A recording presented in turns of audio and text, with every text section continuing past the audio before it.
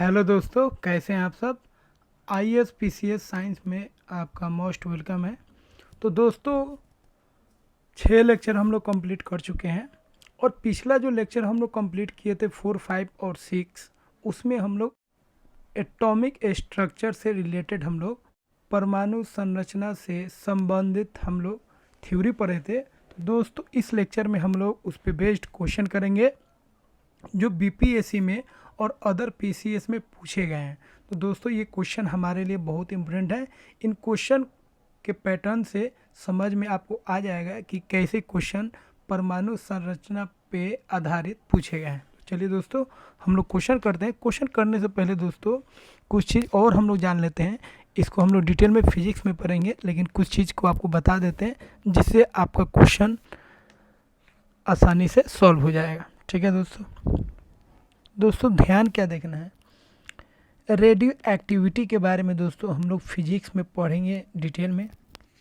यहाँ पे ध्यान रखना है, क्या ध्यान रखना है वो आपको हम बता देते हैं। रेडियो एक्टिव सब्सटेंस जो होता है, रेडियो एक्टिव पदार्थ जो होता है, वह 3 तरह का रे निकलता है। एक अल्फ़ा रे होता है दोस्तों, एक बीटा रे होता है और एक गामा रे होता है। 3 तरह का रे होता है दोस्तों। अल्फ़ा रे में अल्फ़ा पार्टिकल्स होता है,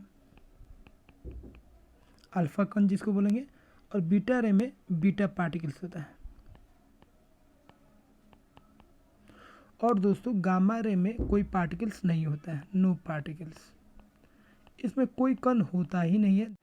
तो यहाँ पे ध्यान रखना, गामा रे में कोई पार्टिकल्स नहीं होता है दोस्तों। अब अल्फ़ा पार्टिकल्स से क्या बनेगा, अल्फ़ा रे, बीटा पार्टिकल से बीटा रे, और गामा रे में कोई पार्टिकल्स नहीं होता। ये तीनों कहाँ से निकलेगा, तो रेडियो एक्टिव सब्सटेंस से निकलेगा। ठीक है दोस्तों।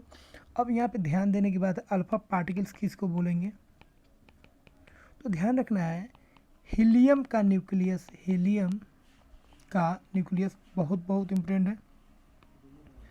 हीलियम के न्यूक्लियस को ही हम लोग बोलते हैं अल्फ़ा पार्टिकल्स। हीलियम हो गया,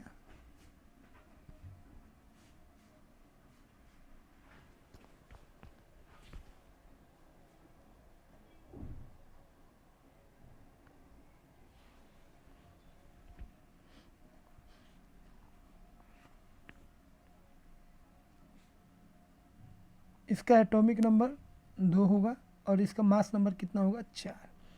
और अब इसमें इलेक्ट्रॉन कितना होगा दोस्तों, 2 इलेक्ट्रॉन होगा। 2 इलेक्ट्रॉन को निकाल दीजिए, तो जब इलेक्ट्रॉन निकल जाएगा तो प्रोटॉन और न्यूट्रॉन बचेगा, और प्रोटॉन और न्यूट्रॉन को ही हम लोग क्या बोलते हैं, न्यूक्लियस। तो ये हो गया, इसी को हम लोग क्या बोलेंगे, अल्फ़ा पार्टिकल्स। ध्यान रखेंगे। तो क्वेश्चन पूछा जाता है अल्फ़ा पार्टिकल्स का चार्ज कितना होगा, तो इसका चार्ज हो जाएगा, देखिए चार्ज कितना हो जाएगा, +2। इसका मास कितना हो जाएगा दोस्तों, तो मास हो जाएगा 4। प्रोटॉन कितना हो जाएगा, 2। न्यूट्रॉन कितना हो जाएगा, तो 4 में से 2 गया 2, ध्यान रखेंगे। और इलेक्ट्रॉन का संख्या कितना हो जाएगा दोस्तों, 0। इसको आप ध्यान रखिएगा, बहुत बहुत इम्पोर्टेंट है। ठीक है दोस्तों। अब हम लोग बात कर लेते हैं बीटा पार्टिकल्स का। दोस्तों बीटा पार्टिकल्स होता क्या है उसको एक बार हम लोग देख लेते हैं। तो दोस्तों बीटा पार्टिकल्स होता क्या है, ये इलेक्ट्रॉन होते हैं। क्या होते हैं, इलेक्ट्रॉन।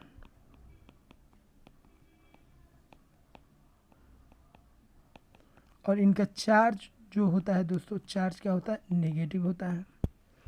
और इनका मास जो होता है इलेक्ट्रॉन के मास के बराबर होता है। दोस्तों गामा रे के बारे में हम लोग जान चुके हैं। गामा किरण में कोई पार्टिकल्स नहीं होता है, नो पार्टिकल्स, ध्यान रखेंगे। और नो चार्ज, चार्ज भी नहीं होता है। ठीक है, कोई आवेश नहीं होता है, इसका ध्यान रखेंगे। और ये होता क्या है, तो ये इलेक्ट्रोमैग्नेटिक वेव होता है दोस्तों, ध्यान रखेंगे। जो फिजिक्स में हम लोग डिटेल में पढ़ेंगे, इलेक्ट्रोमैग्नेटिक वेव, इसका आप खास ख्याल रखेंगे। रेडियो एक्टिव के बारे में हम लोग फिजिक्स में डिटेल में पढ़ेंगे। बीटा रे को ध्यान रखेंगे, ऐसे डिनोट करेंगे। मास लगभग 0 हो जाएगा और चार्ज कितना हो जाएगा, -1। ठीक है। तो दोस्तों इन पॉइंट्स को हम लोग ध्यान रखेंगे, तो कुछ क्वेश्चन इस पे जो पूछे जाएंगे वो हम आसानी से कर सकते हैं।